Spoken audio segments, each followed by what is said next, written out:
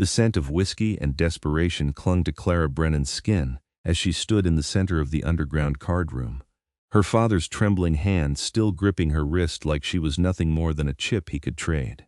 She had known something was wrong when he dragged her from their cramped apartment at midnight, his eyes wild with that familiar gambling fever that had destroyed their lives piece by piece.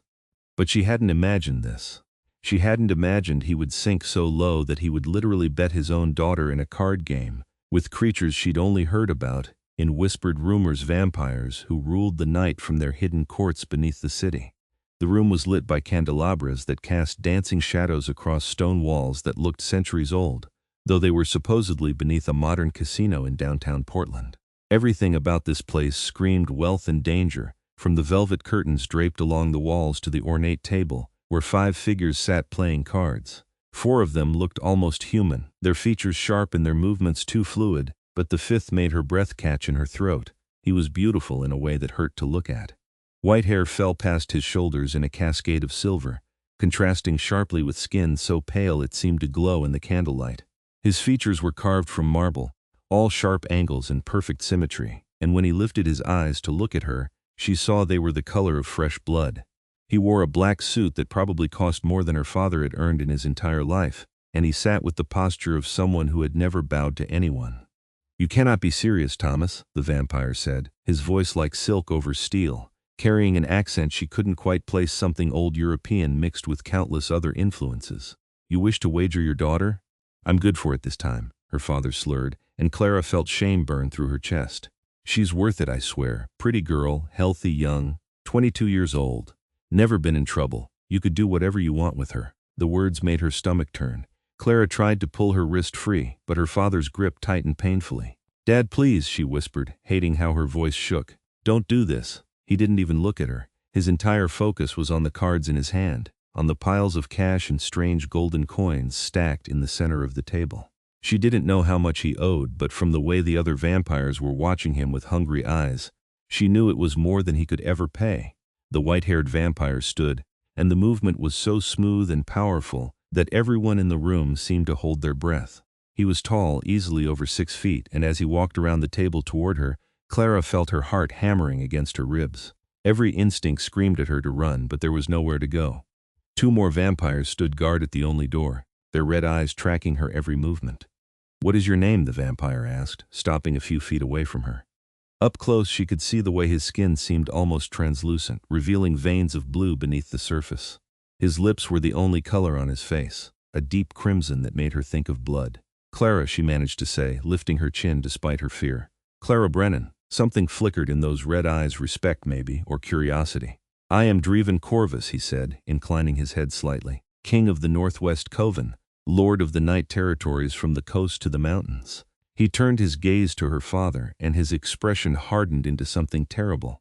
"And you, Thomas Brennan, are a fool and a coward for bringing your child here." Her father flinched but didn't back down. "Do you accept the wager or not?" Draven was silent for a long moment, his eyes moving between Clara and her father. Finally, he returned to the table and picked up his cards. "Very well," he said quietly. "I accept. If I win this hand, your daughter becomes mine. If you win, all your debts are cleared, and you walk out of here with enough gold to live comfortably for the rest of your pathetic life." Clara felt the world tilt beneath her feet. "No," she said louder this time. "You can't do this. I'm not property. I'm a person in the human world, perhaps," one of the other vampires said with a cold smile. "But you're in our world now, girl. Down here we make the rules." Draven silenced the other vampire with a single look before turning back to Clara. "You are right," he said, and she heard genuine regret in his voice. "You are not property, but your father has invoked the old laws by bringing you here and offering you as collateral. If I refuse, one of the others will accept, and I can promise you that Matthias or Severin would not treat you with any kindness." His eyes flicked to 2 of the other vampires at the table, both of whom were watching her with expressions that made her skin crawl. "At least give me the chance to win and decide your fate myself." It was hardly a choice, but Clara found herself nodding. What else could she do? If she ran, they would catch her. If she fought, they would overpower her. She was trapped by her father's selfishness and greed, stuck in a nightmare she couldn't wake from. The card game resumed, and Clara was forced to stand there watching as her entire future hung in the balance. Her father's hands shook as he played, sweat dripping down his face. The other vampires seemed to be enjoying his distress. making small comments designed to rattle him further. Only Draven remained calm and focused, playing with the skill of someone who had been doing this for centuries. The final hand came down to Draven and her father. Clara couldn't breathe as they laid out their cards. Her father had 3 queens and 2 kings of full house that made him laugh with relief. Draven laid down 4 aces and smiled without showing his teeth. The room erupted in reactions, the other vampires groaning or laughing, her father's face going white as he realized what he'd done. Clara felt numb, disconnected from her own body. She had just become the property of a vampire king because her father couldn't control his gambling addiction. "No," her father said, standing so quickly his chair fell backward. "No, that's not possible. You must have cheated. Accusing a vampire king of cheating is a death sentence," one of the guards said from the door, his voice flat and dangerous. Draven rose slowly, his red eyes fixed on her father. "I did not cheat, Thomas Brennan. I simply played better than you, but your accusation has cost you what little mercy I was inclined to show." He gestured toward the door. "Escort him out. He is banned from all vampire establishments. If he returns, he will be drained and left for the sun." The guards moved forward, grabbing her father by the arms. He struggled, reaching for Clara. "Baby, I'm sorry. I thought I could win." "I thought you didn't think at all," Clara said, and she was surprised by how steady her voice sounded. "You never do. You just gamble and lie and destroy everything you touch. I hope this was worth it." She watched as they dragged him away, his protests echoing down the stone corridor. Then the door slammed shut, and she was alone with 5 vampires who now viewed her as property. Draven moved to stand in front of her again, and this time he reached out slowly, giving her time to flinch away if she wanted. When she didn't, he lifted her chin with one cold finger studying her face. "You are braver than your father," he said quietly. "That is something. What are you going to do with me?" Clara asked, hating how small her voice sounded. "I have not decided yet," Draven admitted. He turned to the other vampires. "Gentlemen, thank you for the game. I will see you at the council meeting next week." It was clearly a dismissal, and though a few of them looked like they wanted to argue, none dared challenge him. They filed out of the room one by one, leaving Clara alone with the Vampire King. The silence stretched between them, heavy and suffocating. Draven walked to a sideboard and poured himself a drink from a crystal decanter wine so dark it was almost black. He didn't offer her any. "I imagine you have questions," he said, his back to her. "Why?" Clara managed. "Why accept the wager if you think my father is a coward for making it?" Draven turned, leaning against the sideboard with casual grace. "Because if I had refused, Matthias would have accepted. He collects human women like trophies, uses them until they break, and then discards them. Severin is worse. He enjoys causing pain." His red eyes met hers. "I may be a monster, Clara Brennan, but I am not unnecessarily cruel. I thought perhaps I could offer you a better fate than either of them would."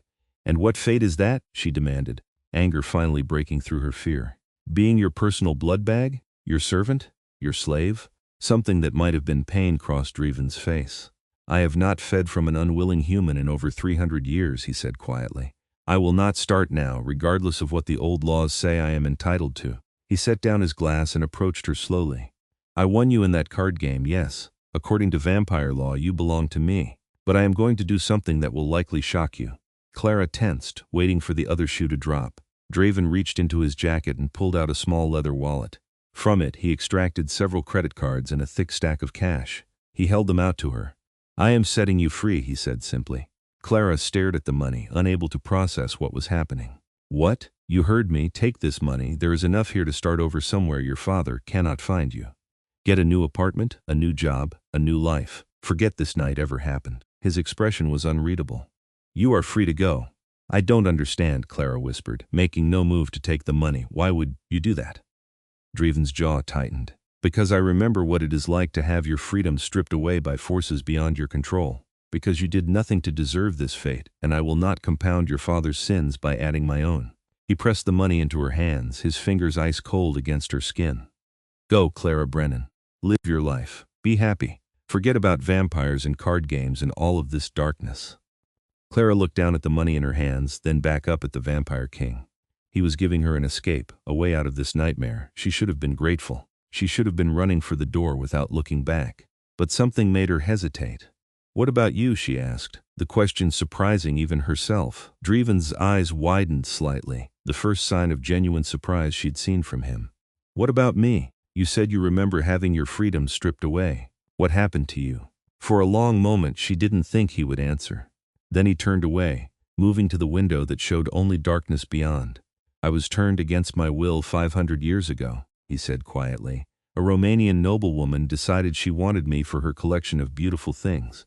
She drained me to the point of death and then forced her blood down my throat. When I woke as a vampire, she kept me chained in her chambers for 50 years, treating me as a pet and a plaything. His hands clenched at his sides.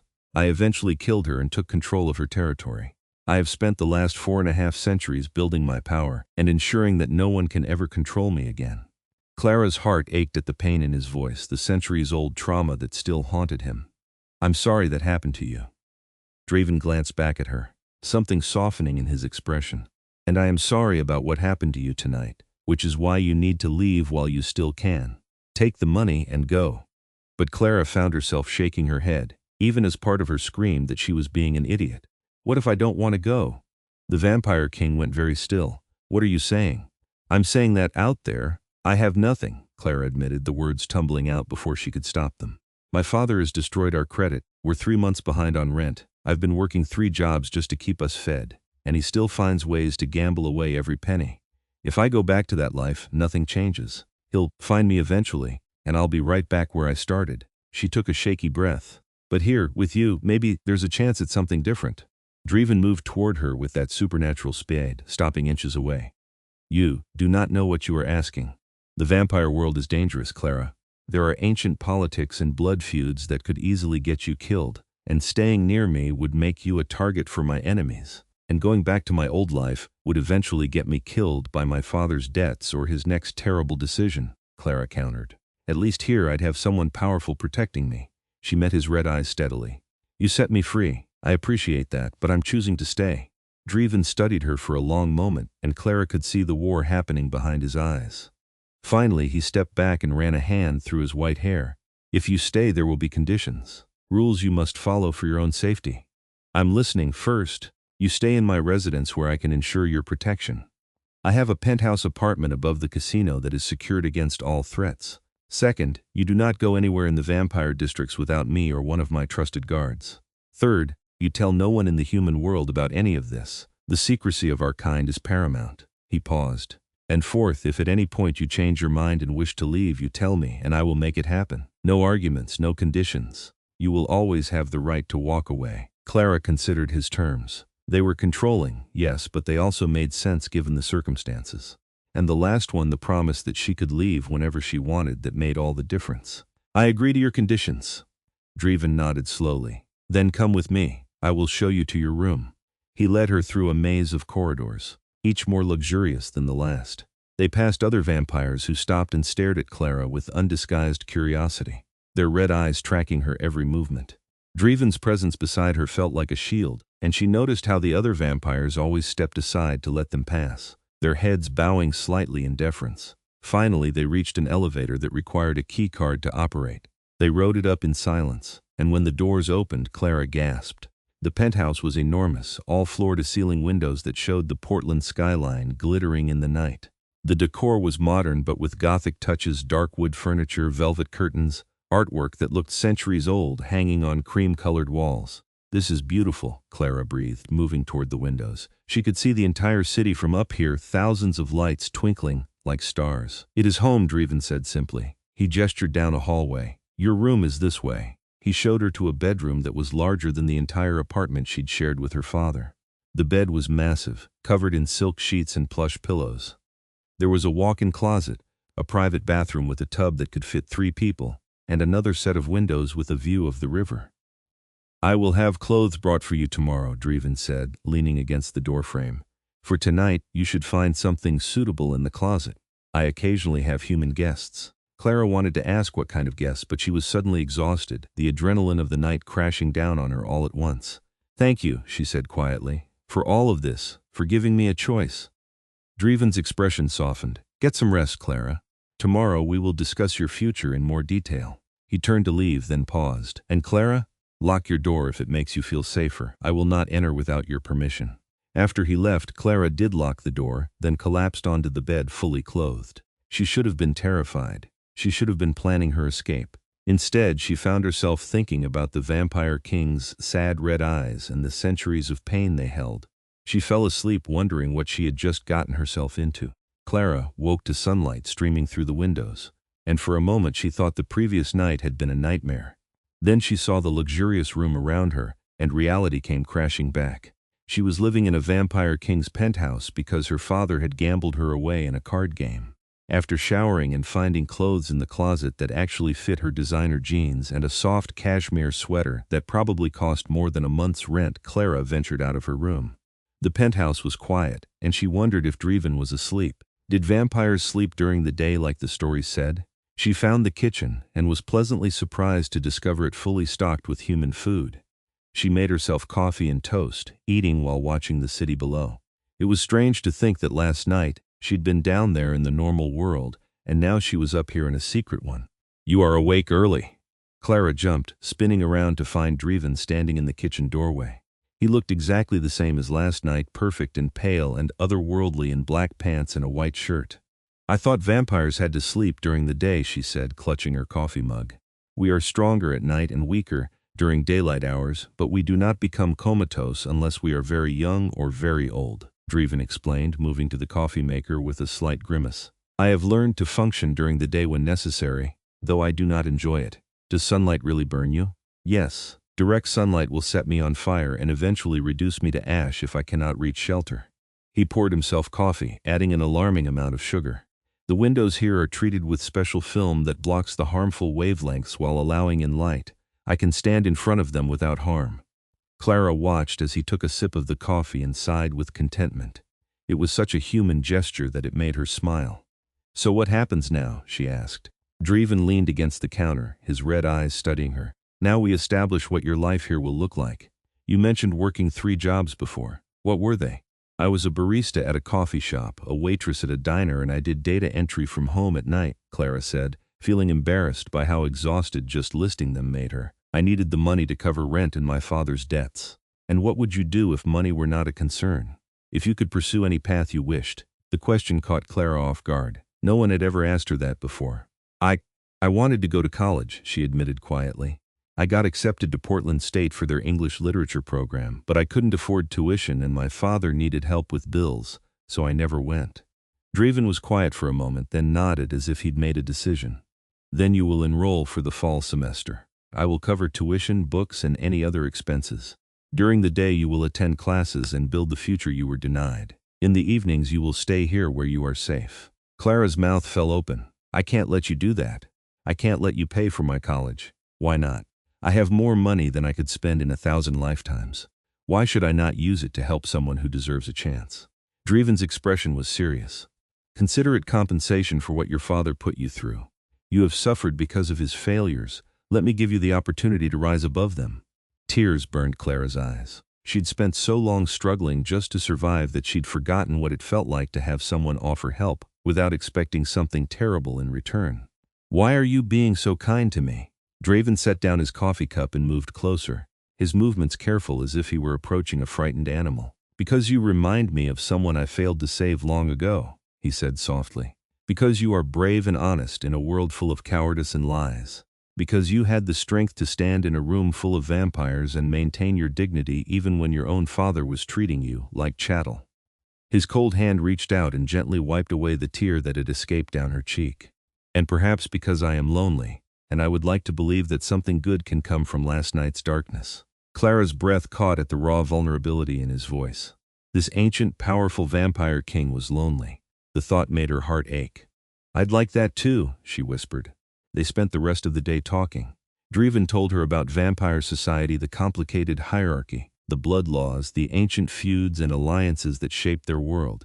He explained that as the human under his protection, she would be untouchable to other vampires. Harming her would be seen as an attack on him personally and would result in swift retribution. "What about feeding?" Clara asked hesitantly. "You said you don't feed from unwilling humans, but where do you get blood?" "We have several options," Draeven explained. "There are humans who volunteer to be donors in exchange for payment and protection. We have blood banks that cater exclusively to vampires, stocked with purchased blood from legitimate sources, and there are vampires who have formed genuine relationships with humans who willingly share their blood." His eyes met hers. "I primarily use the blood banks, though I have a few trusted donors who offer their blood freely." Clara found herself wondering what it would be like to be one of those donors. then pushed the thought away quickly. She barely knew this vampire, even if he had been nothing but kind to her. Over the following weeks, Clara settled into her new life. True to his word, Draeven enrolled her at Portland State, and she started attending summer classes to make up for lost time. During the day, she studied literature and writing, losing herself in words and stories. In the evenings, she returned to the penthouse where Draeven would ask about her day, seeming genuinely interested in her classes and professors. He was careful never to push her, never to make her feel trapped. He gave her space when she needed it and company when she sought it out. Slowly, Clara began to relax around him, began to see past the vampire king to the man beneath. She learned that Draeven loved music, particularly classical pieces from his human life. She learned that he was wickedly intelligent, well-read in dozens of languages, and had a dry sense of humor that caught her off guard. She learned that he had nightmares sometimes, waking during the day with a gasp that echoed through the penthouse, though he never spoke about what he dreamed. And she learned that being near him made her feel safe in a way she'd never experienced before. It was a month after the card game when everything changed. Clara had been studying late in the penthouse's library, a gorgeous room filled with books in various languages, when Draeven appeared in the doorway looking tense. "We have a problem," he said without preamble. Clara set down her textbook, alarm racing through her. "What kind of problem?" "Word has spread through the vampire community about you, about how I won you in a card game and then gave you freedom but kept you in my home." Draeven moved to the window, his jaw tight. "Some of the older vampires see it as weakness. They think I am growing soft, that a human is influencing my decisions. Is that true?" Clara asked quietly. Draeven turned to look at her, and the intensity in his red eyes made her breath catch. "Yes," he admitted. "You have influenced me, Clara. You have reminded me that there is more to existence than power and politics. You have brought warmth into my home and light into my darkness." He moved toward her slowly. "And that has made you a target. There are vampires who would hurt you to get to me." Fear shot through Clara's chest. "What do we do?" "The council has called a gathering tomorrow night. They want to see you, to understand our arrangement. They want to determine if you are a liability to vampires' secrecy and security." Draeven's expression was grim. "I will not let them harm you, Clara. But I need you to trust me tomorrow. Stay close to me, do not speak unless directly addressed, and show them the strength I know you possess." Clara stood, moving closer to him. "I trust you, Draeven. You've given me no reason not to." Something fierce and possessive flashed in Draeven's eyes. "I will protect you," he said, his voice dropping to a growl. "I swear it on my immortal life. No one will touch you while I still draw breath." The intensity of his promise made Clara's heart race. She reached out slowly and placed her hand on his chest, feeling the coldness of his skin through his shirt. "I know you will," she said softly. "And I'm not afraid, not with you beside me." Draeven's hand came up to cover hers, his fingers threading through her own. "You are extraordinary," he whispered. Then, as if realizing he'd revealed too much, he stepped back and cleared his throat. "Get some rest. Tomorrow will be challenging." But Clara barely slept that night. She lay in her bed thinking about the way Draeven had looked at her, the fierce protectiveness in his voice. Somewhere over the past month he had become more than just the vampire who had saved her. He had become someone she cared about deeply, someone she wanted to protect just as much as he wanted to protect her. The realization was both thrilling and terrifying. The next evening, Clara dressed carefully in a black dress Draeven had provided, elegant and sophisticated without being revealing. When she emerged from her room, she found him waiting in the living room wearing a full suit that made him look every inch the vampire king. His white hair was pulled back, revealing the sharp angles of his face, and his red eyes gleamed in the lamplight. "You look beautiful," he said, and there was something heated in his gaze that made Clara's cheeks flush. "You look intimidating," she replied, trying to lighten the mood. "Which I suppose is the point." Draeven's lips quirked into a small smile. "Indeed, come, the car is waiting." They rode in silence to a location on the outskirts of Portland, where an old mansion sat hidden among the trees. As they pulled up, Clara could see vampires gathered outside, all of them impossibly beautiful, with their pale skin and graceful movements. They turned to watch as Draeven helped her from the car, their red eyes assessing. "Stay close," Draeven murmured, offering her his arm. Clara took it, feeling the strength in his muscles beneath the fabric of his suit. Inside, the mansion was breathtaking, all Gothic architecture and antique furnishings. They were led to a great hall where dozens of vampires were assembled. At the far end of the room, 5 vampires sat on ornate chairs that looked like thrones. The council, Clara realized. Draeven led her down the center of the room, and she could feel every eye on her. She kept her head high, remembering his advice to show strength. When they reached the council, Draven bowed slightly, a gesture of respect but not submission. "Draeven Corvus," said the vampire in the center throne. She was a woman who looked to be in her 30s with white hair cascading down her back and eyes like rubies. "You bring the human to us." "As requested, Lady Seraphine," Draven replied smoothly. "May I present Clara Brennan?" Seraphine's gaze moved to Clara, and it felt like being examined under a microscope. "A month ago, you won this human in a card game with her foolish father. You could have claimed her blood, her body, her servitude. Instead, you set her free and then allowed her to stay in your home of her own will. Explain this decision." Draven's hand tightened slightly on Clara's. "I saw no honor in enslaving someone who had done nothing wrong. Clara's father made a terrible choice, but she should not be punished for his mistakes. I offered her freedom because it was the right thing to do." "The right thing?" Another council member spoke, an older-looking vampire with a cruel twist to his mouth. "Since when do vampires concern themselves with human morality?" "Since we decided to maintain the covenant with humanity," Draven shot back. "We agreed centuries ago to certain standards of conduct to maintain the secrecy of our kind. Taking humans against their will draws attention and creates enemies. Clara came to me willingly, stays willingly, and can leave willingly. There is no violation of the covenant. But there is the matter of influence," Seraphine said, leaning forward. "Rumors say you have grown attached to this human, that you care for her welfare beyond simple obligation. Some worry that she clouds your judgment, makes you weak. I worry," the cruel-mouthed vampire interjected, "that she is a spy, that she will learn our secrets and share them with the human world." Clara felt anger flash through her at the accusation. Before Draven could respond, she stepped forward slightly. "May I speak?" she asked, keeping her voice steady. Seraphine raised an eyebrow. "Bold, yes, human, speak. I have no intention of revealing anything about your world to mine," Clara said clearly. "I understand the need for secrecy. I understand the danger it would bring to everyone, including me if I spoke out. But beyond that, why would I betray Draven? He saved me from a horrible situation, gave me opportunities I never would have had, and has shown me nothing but kindness and respect." She met Seraphine's gaze steadily. "He is a good man, vampire or not, and I would never do anything to harm him." Silence fell over the hall. Clara could feel her heart pounding, wondering if she'd just made a terrible mistake. Then Seraphine smiled, and it was genuine. "You love him," the council leader said with a touch of wonder. "A human in love with a vampire. How wonderfully old-fashioned." Clara's cheeks burned, but she didn't deny it.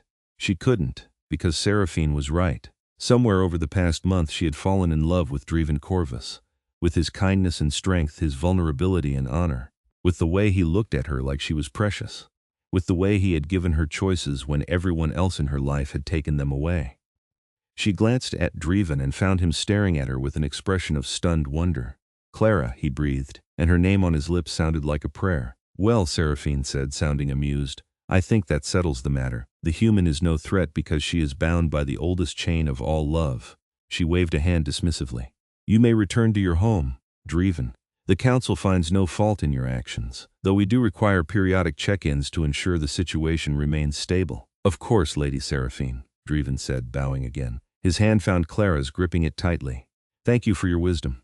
They were escorted back out of the mansion, and the moment they were in the car, Draven turned to her with an intensity that stole her breath.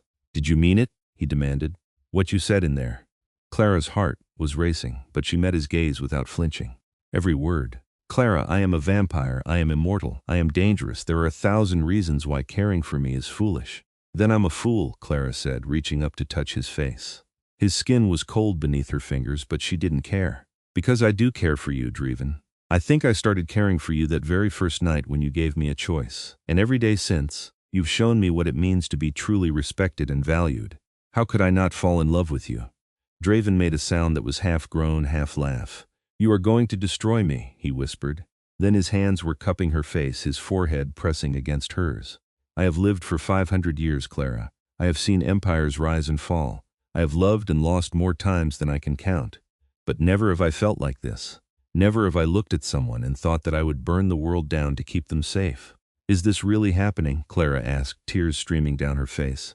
"Please tell me this is real." "It is real," Draven promised. "I love you, Clara Brennan. I love your strength and your kindness. I love the way you challenge me and the way you see past the monster to the man. I love everything about you, and I will spend the rest of your life and long after proving it to you." Then he was kissing her, and Clara's entire world narrowed to the feeling of his lips on hers. His mouth was cold, but the kiss was full of heat and passion and centuries of loneliness finally finding an end. She kissed him back with everything she had, her fingers threading through his white hair, her heart soaring. When they finally broke apart, both breathless, Draeven rested his forehead against hers again. "Come home with me," he whispered. "Let me show you what it means to be loved by a vampire." Clara smiled through her tears. "I'm already home. Anywhere with you is home." The next few months were the happiest of Clara's life. She continued her classes during the day, excelling in her studies now that she wasn't constantly exhausted and worried about money. In the evenings, she returned to Draeven, and they would spend hours talking, reading, or simply being together. Their relationship deepened in ways that filled Clara with joy and wonder. Draeven was attentive and passionate, showing her a kind of love she'd never known existed. He was protective without being controlling, always making sure she had her independence while also making it clear that he would destroy anyone who threatened her. He introduced her to the vampire world more fully, taking her to vampire gatherings where she met others of his kind. Some were wary of her at first, but Draeven's clear devotion won most of them over. She learned about vampire culture, their long histories, the complex politics that governed their society, and she learned what it meant to be with someone who would outlive her by centuries. The thought came to her one night as they lay together in his bed, Clara's head resting on his chest while he played with strands of her hair. "Draeven?" she asked quietly. What happens when I get old? When I start to age and you stay the same?" His hand stilled in her hair. "I will love you regardless," he said firmly. "Age does not diminish beauty or value, Clara. I have lived long enough to know that. But I'll die eventually, maybe in 60 years if I'm lucky. And you'll go on living for centuries." Clara felt tears burning her eyes. "How can you stand it, knowing that you'll lose me?" Draeven was silent for a long moment. Then he gently tilted her face up to look at him. "There is another option," he said carefully, "though I hesitate to bring it up because I never want you to feel pressured." Clara's breath caught. "You mean turning me?" "Yes, if you were turned you would become immortal like me. We could have centuries together instead of mere decades." His red eyes searched hers. "But it is a one-way choice, Clara. There is no going back. You would have to give up sunlight, human food, the ability to have children. You would have to drink blood to survive. And the transformation itself is agonizing 3 days of pain as your body dies and reforms." Clara's mind raced. She had considered this possibility before, late at night when she couldn't sleep, but hearing Draeven actually offer it made it real. "Would I still be me?" she asked. "Would I still have my soul, my humanity?" "You would still be you in all the ways that matter," Draeven assured her. "Your personality, your memories, your capacity for love, all of that remains. You would simply be a vampire version of yourself. Stronger, faster, immortal. Could I still go to school? Still pursue my writing?" "Of course. Many vampires maintain careers and interests. You would have to adjust your schedule to avoid daylight, but it is certainly possible." Draeven's thumb brushed across her cheek. "But Clara, you do not have to decide this now. You are only 22. You have your entire human life ahead of you. Perhaps you should live it fully before making such a permanent choice." "What do you want?" Clara asked. "If you could choose my fate, what would you pick?" Draeven's expression turned tortured. "I am the wrong person to ask because I am selfish enough to want you with me forever, but I also love you enough to want you to experience everything your humanity has to offer. I want you to feel sunshine on your face without fear. I want you to taste chocolate and wine and all the foods you love. I want you to have the chance to create life if you desire it." He pulled her closer. "I want your happiness, Clara, even if that means I must eventually let you go." Clara's heart swelled with love for this vampire who had become everything to her. "I don't have to decide right now," she said slowly, "but I need you to know that I'm considering it. Because the thought of a life without you, of you going on alone after I'm gone, that breaks my heart. Whatever you decide, I will support," Draeven promised. "And I will love you fiercely for however long we have." They held each other in the darkness, and Clara felt at peace. She had time to make this decision. Time to explore her options. And she had Draeven beside her, supporting her no matter what she chose. But fate, as it often does, had other plans. It happened 3 months later, on a cold November evening. Clara had stayed late at the university library working on a research paper, and was walking to where Draeven's driver usually picked her up. She was so focused on her phone, texting Draeven that she was running late, that she didn't notice the figures following her until it was too late. A hand clamped over her mouth, yanking her into an alley. Clara tried to scream, tried to fight, but there were 3 of them, all vampires with red eyes gleaming in the darkness. She recognized one of them from the council gathering months ago, the cruel-mouthed vampire who had called her a spy. Well, he said with a twisted smile. Draeven's little pet, all alone and unprotected, how convenient. Clara bit down hard on the hand covering her mouth, tasting blood. The vampire cursed and released her, and she managed to scream before another one grabbed her, slamming her against the brick wall hard enough to make her vision blur. "Scream all you want," the cruel-mouthed vampire said, moving closer. "No humans will interfere, and by the time Draeven realizes you're missing, we'll be long gone. Why are you doing this?" Clara gasped, tasting blood from a split lip. "Because Draeven has grown weak, and the weak do not deserve to rule. We're going to use you to draw him out, make him choose between his precious human and his position as king." His fangs lengthened as he leaned toward her throat. "But first, I think I'll have a taste of what makes you so special." Terror shot through Clara as those fangs came closer. She fought with everything she had, but vampires were so much stronger than humans.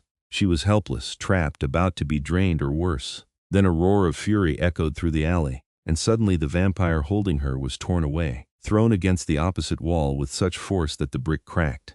Clara collapsed to the ground, looking up to see Draeven standing there, and he was terrifying. His eyes glowed like hot coals, his fangs fully extended, his entire body radiating deadly power. He looked every inch the ancient predator, and the three vampires who had attacked her backed away in fear. "You dare," Draeven snarled, his voice dropping into a register that made Clara's bones vibrate. "You dare touch what is mine?" The cruel-mouthed vampire tried to stand his ground. "She is just a human. She has made you weak." He didn't get to finish the sentence. Draeven moved with impossible speed, and suddenly his hand was buried in the vampire's chest. "She is my mate," Draeven growled. "She is under my protection and the protection of the council. And you have just signed your death warrant." He ripped out the vampire's heart, and the creature crumbled to ash. The other two tried to run, but Draeven was faster. Within seconds, they too were piles of ash on the alley floor. Then Draeven was kneeling beside Clara, his terrifying demeanor vanishing as he gathered her into his arms. "Clara, are you hurt? Did they bite you? Tell me you're all right." Clara was shaking, adrenaline and fear crashing through her system. "I'm okay," she managed, bruised, scared, but okay. "You got here in time." "I felt your fear through our connection," Draeven said, his hands running over her frantically, checking for injuries. "The moment you were in danger, I knew. I have never moved so fast in my life." His voice broke. "If I had been even seconds later, but you weren't." Clara interrupted, cupping his face with trembling hands. "You saved me, Draeven. You're always saving me." Draeven pulled her close, burying his face in her hair. "I cannot lose you," he whispered fiercely. "I cannot. You are everything to me, Clara. Everything." Clara held him just as tightly, and as her fear faded, clarity took its place. She had almost died tonight. She had been seconds away from being drained or killed, and it had made her realize something important. "Turn me," she said quietly. Draeven pulled back to look at her, his eyes wide. "What?" "Turn me into a vampire," Clara repeated, her voice gaining strength. "I don't want to be vulnerable anymore. I don't want to be the weakness that your enemies can exploit. And I don't want to waste another moment of the eternity we could have together." "Clara, you are in shock. You have just been attacked. This is not the time to make such a decision." "This is exactly the time," Clara insisted. "Because I've never been more certain of anything in my life. I love you, Draeven. I want to be with you forever. I want to be strong enough to stand beside you, not someone you constantly have to protect." She pressed her forehead to his. "Please, make me yours in every possible way." Draeven's hands tightened on her. "Once it is done, there is no going back. You will be a vampire for eternity." "I know, and that's what I want." Clara pulled back enough to meet his eyes. "Turn me, Draeven. Make me your mate forever." For a long moment, Draeven searched her face. Then slowly he nodded. "Very well, but we do this properly, safely, in my home where I can care for you through the transformation." "And Clara?" His expression turned fierce. "Once you are turned, once you are vampire, I will bind myself to you with blood vows. You will not just be my mate, you will be my queen." Clara's breath caught.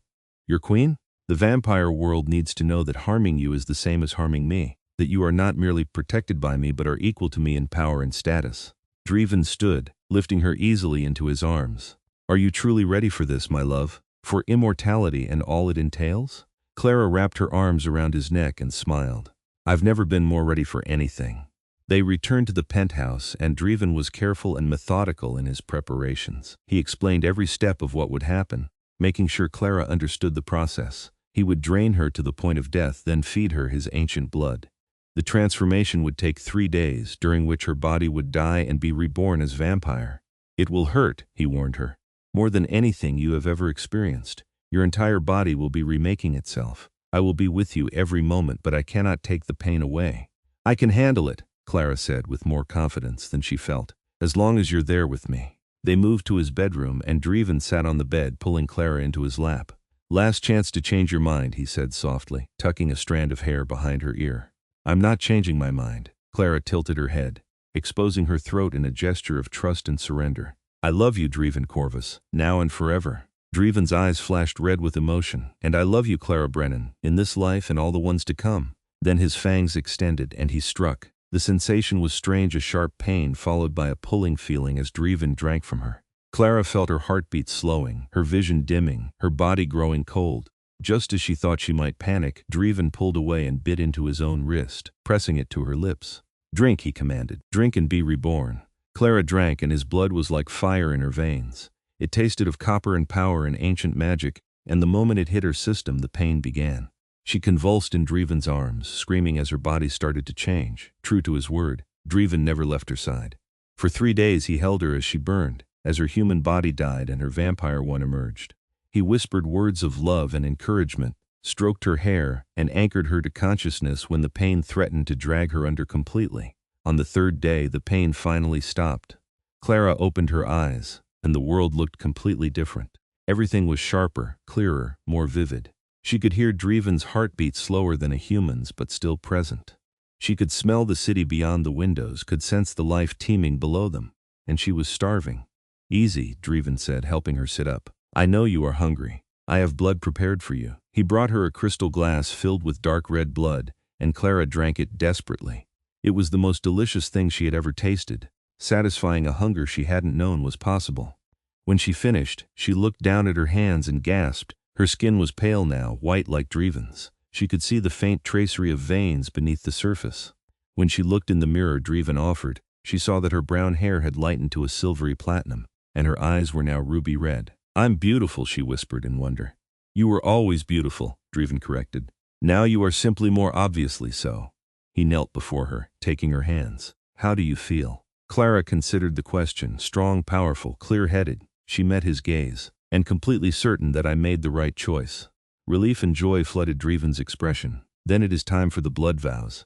He produced a ceremonial knife, its blade etched with symbols Clara didn't recognize.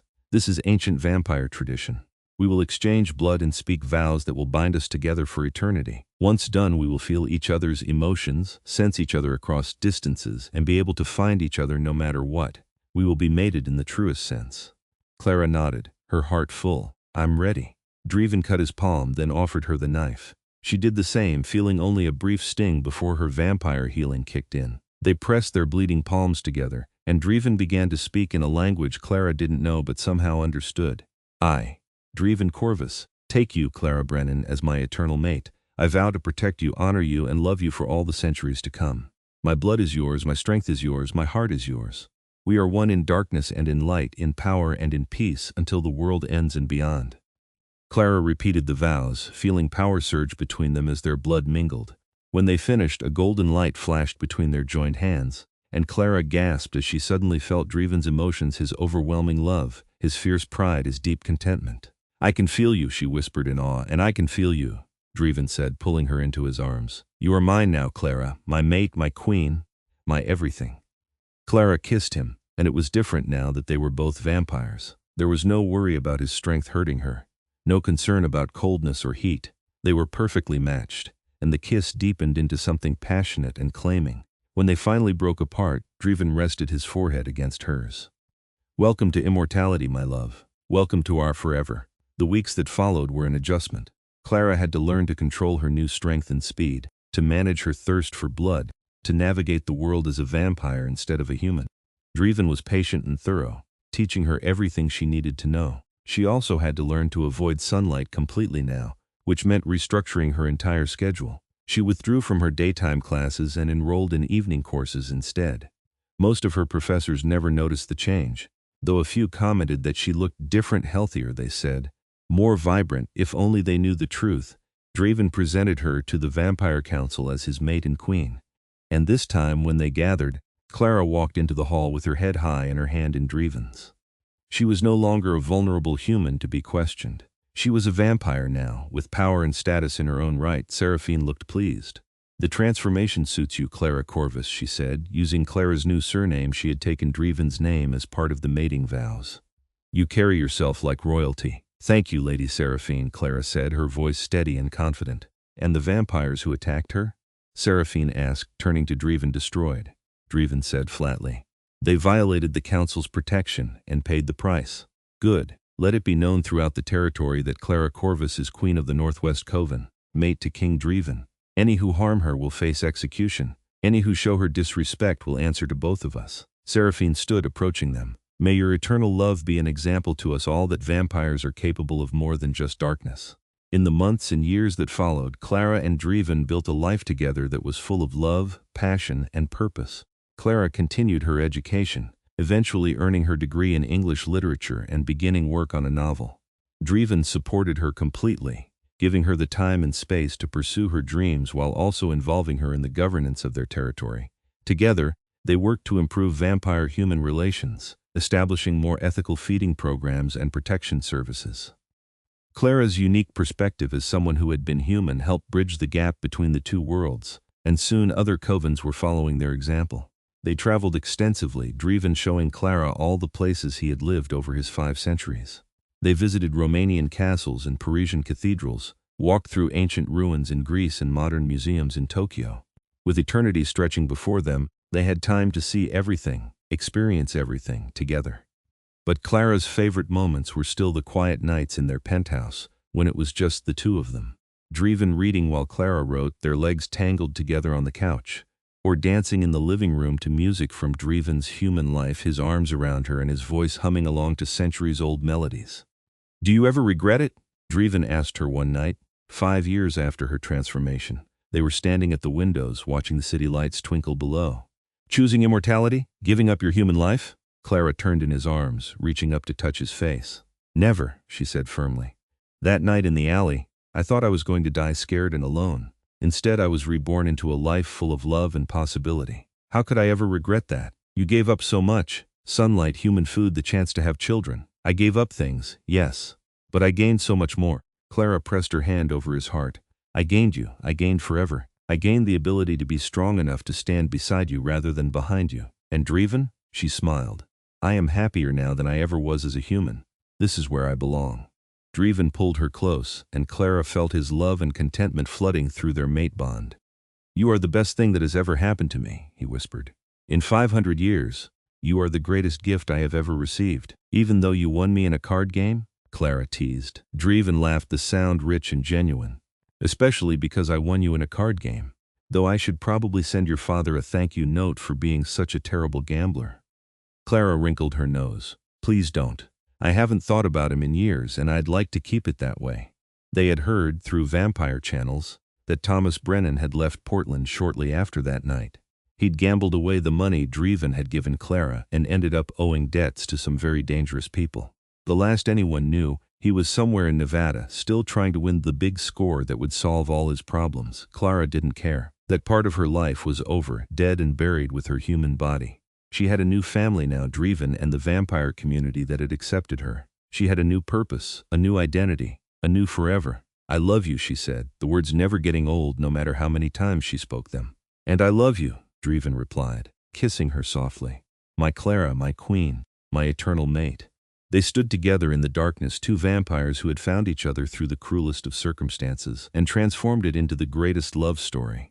And with eternity stretching before them, they knew this was just the beginning. Years turned into decades. Clara and Draeven's love only deepened as time passed, their bond growing stronger with every passing year. They became legends in the vampire world, the king who had freed his human prize, and the human who had chosen to become vampire for love. Other vampires began to follow their example, treating humans with more respect and forming genuine relationships, rather than simply viewing them as food sources. The Northwest Coven became known as the most progressive vampire territory, leading the way in vampire-human cooperation. Clara published her novel, a fantasy romance that became a bestseller despite, or perhaps because of, her unique perspective on immortal love. She wrote under a pseudonym, of course, but the success still filled her with pride. Draeven read every word she wrote, his encouragement and support never wavering. They added more vampires to their coven, carefully selecting those who shared their values and vision.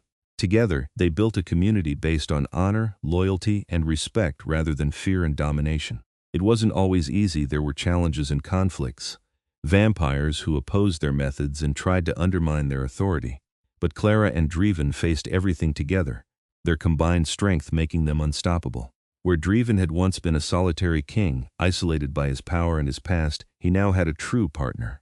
Clara's tactical mind and emotional intelligence complemented his centuries of experience and raw power perfectly. On the 50th anniversary of Clara's transformation, Draeven took her back to the place where it had all started, the underground card room, where her father had gambled her away. It had been renovated since then, turned into a vampire cultural center and museum. But the table was still there, preserved as a historical artifact. "Do you remember that night?" Draeven asked, his arm around Clara's waist as they stood in the empty room. "Every detail," Clara said softly. "I remember being terrified. I remember thinking my life was over. I remember the way you looked at me like I mattered, even though you'd just met me. You did matter. You mattered from that very first moment." Draeven turned her to face him. "I have lived for 5.5 centuries, Clara. I have seen empires rise and fall, witnessed revolutions and wars, met thousands upon thousands of people. But never in all that time have I met anyone like you."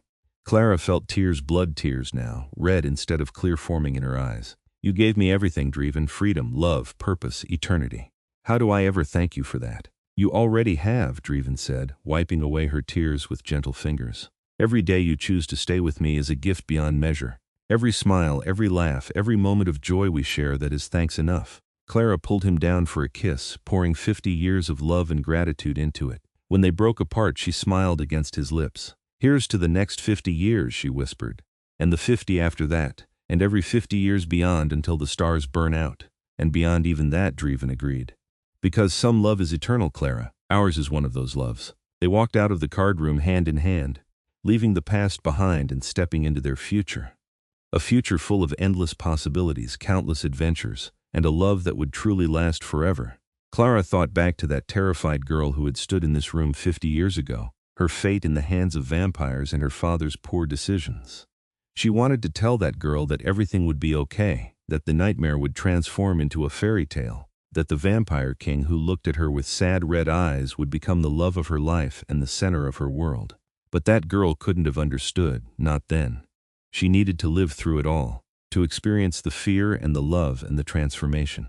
She needed to make her own choices, to claim her own power, to become the vampire queen who now walked these halls with confidence and grace.